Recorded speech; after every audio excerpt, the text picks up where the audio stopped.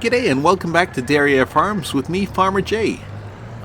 Today we're going to be answering or trying to answer a subscriber question or a new subscriber question, which is, are production chains affected by precision farming? And if so, how? Which I think is an excellent question. So, after the question got asked, I went ahead and I enabled a couple of production chains, because there's not a lot on Obaileron,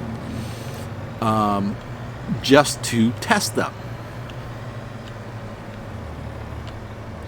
And I let them, they've run for 2 months now, so they should have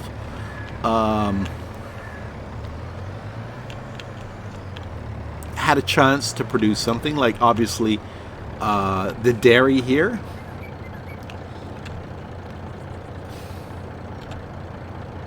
has got some butter in front of it.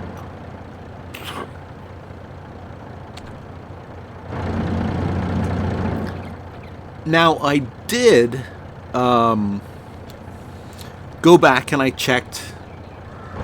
Okay, I guess that's all the butter we got.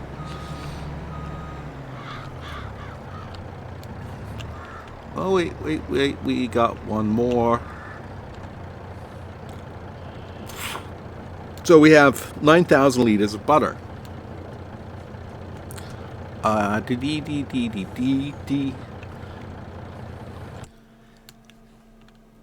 I did check the recipes against the recipes on my map where I'm not running precision farming yet, and they seem to be pretty much the same in terms of cycles per month and the recipe.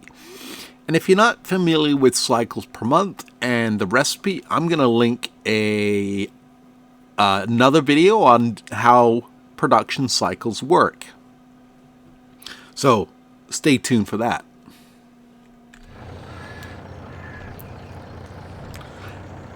Now, production chains were probably, or are, in my opinion, one of the best things to be introduced into Farming Simulator 22. They're a fantastic way to earn extra money by taking crops you grow normally, or would be growing normally, and turning them into finished products. So, definitely they're the icing on the cake in terms of Farming Simulator 22.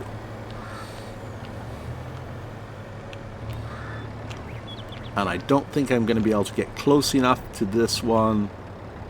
Oh yeah, maybe I am. Okay. We've got a couple of, I got quite a bit of flour, because as you know, the flour mill produces a lot. Alright, we have our flour and we have our butter. Let's go back to the bakery and we'll pick up the bread, and then we'll take it to the farmer's market. Now, for those of you that aren't familiar with the channel, I do produce videos on a regular basis, and there is still quite a bit more in precision farming that needs to be figured out. So make sure you're subscribed to the channel and have the notification bell on to be notified when those videos come out. And I'm not going to make that curve. I should have used a different truck, but oh well.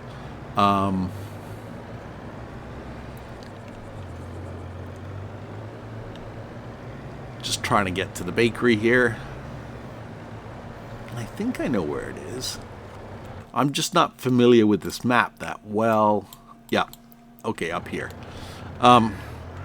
Anyway, like I said, make sure you subscribe, because there are a couple more topics that I want to cover, like how does grass and oilseed radish work? Is oilseed radish still worth the investment? Does it still give free fertilizer? Topics like that. And also, what's our Another one I want to look at is what's a realistic environmental score for the game, for the average farm. Can we get 100%? I'm working on finding that out. As you've probably seen in several other YouTube videos. Come on, bread. I guess that's all the bread we have. As you've probably seen in other YouTube videos, yes, 100% is achievable, but that was under very controlled testing and wasn't using all the crops. Like, I don't believe the YouTubers I've watched have tried soybeans so far. Alright, give me a second to get this unstuck, and I will see you over at the farmer's shop. Alright, here we are at the farmer's shop. Le magasin des jardiniers, as they say in French. Before I unload, I was reminded of another topic as I was driving over here, looking at those fields. And it's contracts. I actually want to do a few contracts because from what I've been reading, the harvest contracts are, with precision farming installed, are almost impossible to complete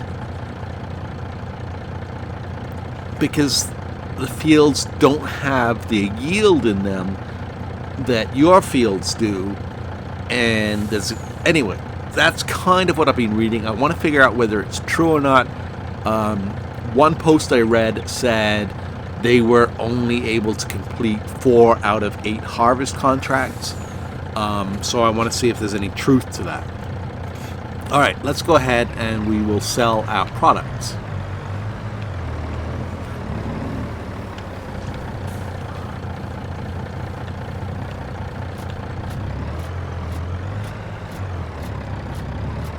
Climbing nicely.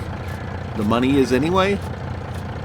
So we sold almost $100,000 and we got $11,835 as an environmental score reward. Okay, so I guess that answers the question, or sort of answers the question, as to whether or not productions are affected by your environmental score. And yes, they are, at least in terms of sales. Your production volume, or the amount you're going to produce, remains the same. It's just you are going to get up to a 15% cash bonus depending on what your environmental score is. Now, that has huge implications in my mind because, well, on my regular farm on Elm Creek, the one I kind of play for fun and a little bit of experimentation, it's not,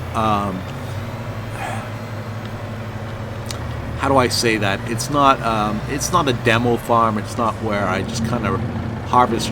I have a little bit of everything going on. I have productions. I have cows. I have.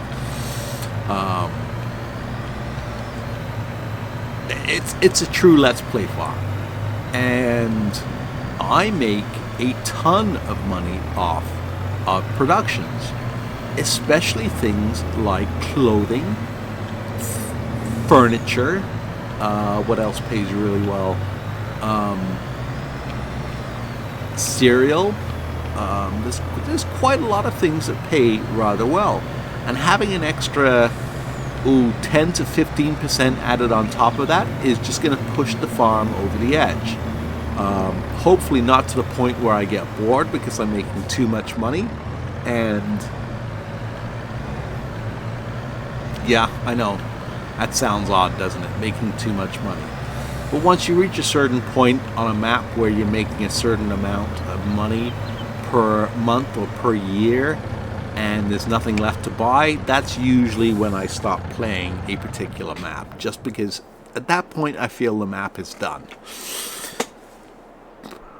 But yeah, an extra 10 to 15%, gives you quite an incentive to go into productions. I mean, it's definitely a huge boost to income. An extra, let's say on average, 10% or 12% to your productions. It means you're going to be able to pay off the production facilities faster. You're going to be able to do more things faster. And you're going to be able to expand your farm faster. So, I parked the truck at the dealership because I'm running out of space on the farm. But I thought I'd just run over to this field, which is, as you can see, is not owned by me, but it's got barley in it, which is growing. It's got large weeds. It doesn't give us the fertilization state because we haven't done a soil sample, but it gives us an expected yield and a yield potential. Again, because soil samples and precision farming has no effect on AI fields. But as you can see, we're expected yield of 56%. So we're taking, that field is taking a large penalty, and the yield potential is 100. I have a feeling that when Giants changed back the amount of yield that a contract expects,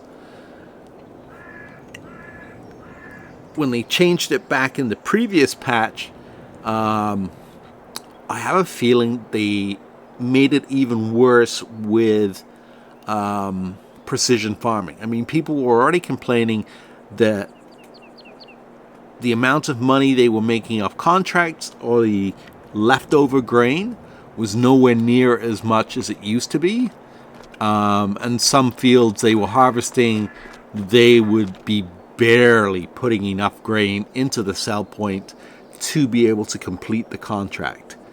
Anyway, that's something we're definitely going to have a look at. I'm just tickled pink that production facilities, while not directly affected by your environmental score, do have their sales potential or their price potential increased by by up to 15%. If you take,